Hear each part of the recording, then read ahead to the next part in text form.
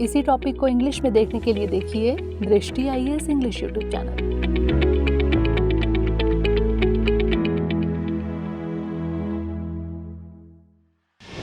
नमस्कार, दृष्टि आईएएस के टू द पॉइंट प्रोग्राम में आपका स्वागत है। आज हम बात करेंगे सुर्खियों में बायोमास इलेक्ट्रिसिटी के बारे में। सबसे पहले जान लेते हैं कि यह चर्चा में क्यों है।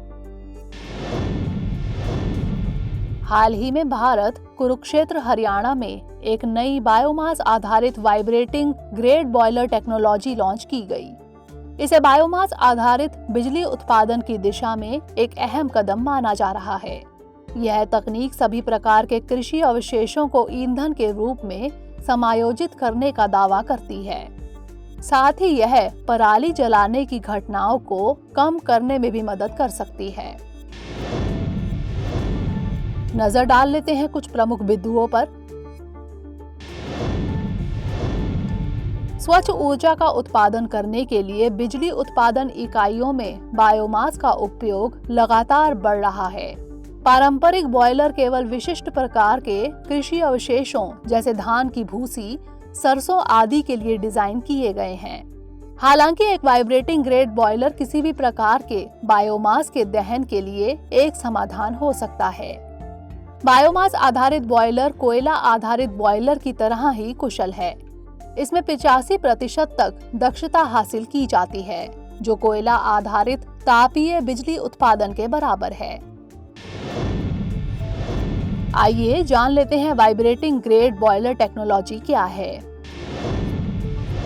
डेनमार्क में विकसित यह नई तकनीक कम ईंधन और हैंडलिंग के साथ ईंधन की एक विस्तृत श्रृंखला के प्रयोग की अनुमति देती है। इस बॉयलर की क्षमता 75 टन प्रति घंटा है और इससे 15 मेगावाट बिजली पैदा होती है। ईंधन में नमी की मात्रा 15 से 20% होनी चाहिए। यह तकनीक किसी भी आकार के कृषि अवशेषों को जलाने का समर्थन करती है, जिससे प्रसंस्करण में ऊर्जा की बचत होती है। इस प्रणाली को किसी भी प्रकार के कृषि अवशेषों को समायोजित करने के लिए किसी बड़े संरचनात्मक परिवर्तन की आवश्यकता नहीं है। बात कर लेते हैं बायोमास बिजली के बारे में। बायोमास से उत्पादित विद्युत को बायोमास बिजली कहा जाता है। बायोमास आधारित बिजली गति प्राप्त कर रही है क्योंकि देश बिना कार्बन गहन वाले बिजली उत्पादन की ओर बढ़ रहा है। केंद्रीय ऊर्जा मंत्रालय के अनुसार देश की बिजली की मांग का लगभग 2.6% बायोमास द्वारा पूरा किया जाता है। बायोमास अक्षय कार्बनिक पदार्थ हैं जो पौधों और जानवरों से प्राप्त होते हैं।